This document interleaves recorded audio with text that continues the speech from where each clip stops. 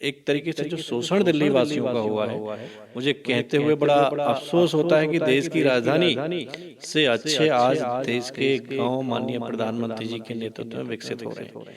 आज दिल्ली का चुनाव खाली सरकार या विधायक बनाने के लिए, दिल्ली के विकास के लिए, दिल्ली की दुर्गति को दूर करने के लिए भाजपा की डबल इंजन बनना बहुत महत्वपूर्ण है। देखा, लोग मन बना रहे हैं केजरीवाल की झूठ से परेशान होकर। दिल्ली के लोगों को जो दिया, दारू की व्यवस्था दी, बूथ खोलने का काम किया, उसके अलावा दूसरा कोई काम नहीं किया। अखिलेश जी के राज्य में लोग गुंडे खुले घूमते थे, खुले अपहरण करते थे, खुले फिरौती मांगते थे। आज किसी की हिम्मत नहीं है कि किसी से 1 रुपए की फिरौती मांग ले, क्योंकि उनके तो नेताजी कहते थे बच्चों से गलतियां हो जाती है। अब सांसद जी क्यों रो रहे? और अभी भी करने वाले वही लोग हैं। जब दिल्ली चुनाव में कल वोटिंग होनी है, क्या हाल है, क्या माहौल है?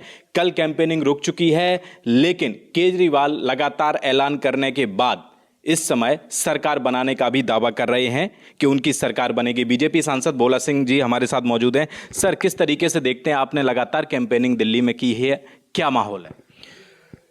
पिछले 12 साल के केजरीवाल के कुशासन से, केजरीवाल की भ्रष्टाचार से, और जो केजरीवाल ने जनता से वायदे किए थे साफ पानी देने का, उनके यहाँ सफाई करने का, उनको फ्री में बिजली देने का, उनको अन्य व्यवस्थाएं देने का, निराधार सारे वायदों पे बिल्कुल केजरीवाल की सरकार कोई काम नहीं किया है। लोगों को सिर्फ गुमराह करने का काम किया है। दिल्ली की जनता ने 2013 में, 2015 में, 2020 में केजरीवाल पर बार बार भरोसा किया, लेकिन केजरीवाल ने हमेशा उनके भरोसे को तोड़ने का काम किया है। लोग परेशान हैं यहाँ की गंदगी से, गंदे पानी से, दिल्ली की गड्ढों वाली सड़कों से, अस्पताल की दुर्गति से, शिक्षा के दुरुपयोग से। जिस तरीके से, एक तरीके से जो शोषण दिल्ली वासियों का हुआ है, मुझे कहते हुए बड़ा अफसोस होता है कि देश की राजधानी से अच्छे आज देश के गांव माननीय प्रधानमंत्री जी के नेतृत्व में विकसित हो रहे हैं। आज दिल्ली का चुनाव खाली सरकार या विधायक बनाने के लिए, दिल्ली के विकास के लिए, दिल्ली की दुर्गति को दूर करने के लिए भाजपा की डबल इंजन बनना बहुत महत्वपूर्ण है। मैंने निरंतर परिवर्तन देखा। लोग मन बना रहे हैं केजरीवाल की झूठ से परेशान होकर। जो सरकार भ्रष्टाचार के खिलाफ लड़के जो पार्टी सत्ता में आई थी, लोगों ने भरोसा किया, वो और उस सरकार के मुख्यमंत्री, उप मुख्यमंत्री, सभी मंत्री भ्रष्टाचार के आरोपों में जेल में रह के आए हैं। एक बहुत बड़ा विषय मेरे सामने आया कि दिल्ली में, जो मुझे पता लगा कि दिल्ली में एक विधायक को 1 साल में 15 करोड़ की विधायक निधि मिलती है, और 12 साल में हम देखें तो 180 करोड़ रुपए एक विधानसभा पर एक विधायक को अभी तक मिले हैं। लेकिन रास्तों की और विधानसभा की दुर्गति देखेंगे तो मुझे लगता है कि 10% पैसा भी उन्होंने उसमें नहीं लगाया है। मैं तो ये भी, अगर सरकार चेंज होगी, मैं तो ये भी करता हूँ, नहीं तो हमारी एलजी देखें कि जो विधायकों की विधायक निधि है वो कहाँ पे इन्होंने दुरुपयोग किया है, वो कहाँ लगी है, उसकी भी ठीक से जाँच हो और इन पर कार्रवाई हो। सर, जिस तरीके से हम भी लगातार दिल्ली में गए हैं, खराब पानी, गंदे पानी की समस्या कई लोगों ने बताई है, लेकिन उसके बाद भी ऐलान 18,000 पुजारियों को, ग्रंथियों को, किस तरीके से आखिर ये बजट कैसे होगा? केजरीवाल सिर्फ झूठे ऐलान करते हैं। केजरीवाल सिर्फ दिल्ली के लोगों को जो दिया, दारू की व्यवस्था दी, बूथ खोलने का काम किया, उसके अलावा दूसरा कोई काम नहीं किया। दारू के मामले में उन्होंने लूट की है, पानी के टैंकर में लूट की है, शिक्षा व्यवस्था में लूट की है, और सबसे बड़ा जो मैंने देखा अभी कि जो विधायक निधि है उसमें भी इनको लूट की है, क्योंकि कहीं भी किसी विधानसभा पे हमको किसी विधायक का कोई काम होता हुआ नजर नहीं आया है।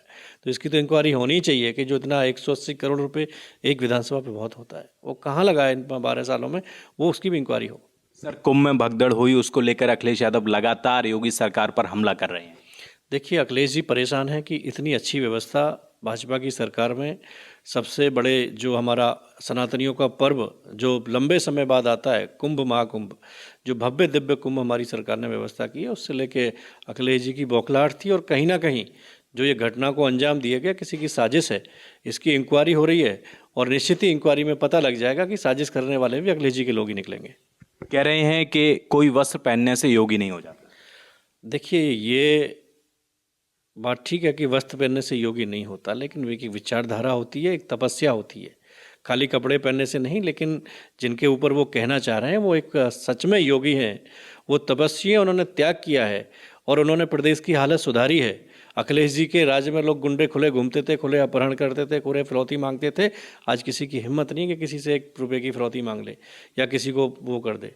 तो ये बौखलाहट है, बौखलाहट से कुछ नहीं होने वाला। अखिलेश जी को जनता समझ चुकी है और जिस तरीके के बयानबाजी अभी हम देख रहे हैं न, मतलब वहाँ के सांसद वोट के लालच में किस तरीके का वो कर रहे हैं कि एक बेटी का वो हुआ। अब हमारी सरकार उसकी इंक्वायरी कर रही है और वो करने वाले भी उन्हीं पार्टी के लोग होंगे, और पार्टी के लोग होंगे तो वो क्या गलत कर रहे हैं जी? क्योंकि उनके तो नेताजी कहते थे बच्चों से गलतियां हो जाती है, अब सांसद जी क्यों रो रहे? जब किसी बेटी का उनकी सरकार में कुछ होता था, और अभी भी करने वाले वही लोग हैं, जब वो ऐसी बच्चों की गलती बताते हैं तो अब सोचना चाहिए कि बच्चे तो सबके होते हैं जी। बड़ा बयान दे रहे हैं सर। नहीं, ये तो नेताजी का बयान है, मैं कहाँ दे रहा हूँ। नेताजी जब जिंदा थे, आज हमारे उसमें नहीं है। जब बहुत सारी घटनाएं होती थी तो वो कह रहे थे बच्चों से गलती हो जाती है, और इसमें भी बच्चे उन्हीं के होंगे गलती करने वाले। जो सांसद जी कह रहे हैं सरकार हमारी इंक्वायरी कर रही है, और निश्चित ही बच्चे उन्हीं के निकलेंगे, उन्हीं के परिवार के, उनकी पार्टी के लोग निकलेंगे। क्या लगता है मिल्कीपुर में क्या रहेगा? मिल्कीपुर में भाजपा का कमल खिलेगा, क्योंकि प्रदेश की जनता एक बार गुमराह हो चुकी है लोकसभा के चुनाव में। अभी उत्तर प्रदेश की सरकार का सुशासन, केंद्र सरकार की जन कल्याणकारी योजनाओं को प्रदेश की सरकार का लोगों तक ईमानदारी से पहुंचाना, और उत्तर प्रदेश की जनता विकास के मूड में है, विकास देखना चाहती है और विकास देख रही है, विकास से खुश है और भाजपा को चुन रही है।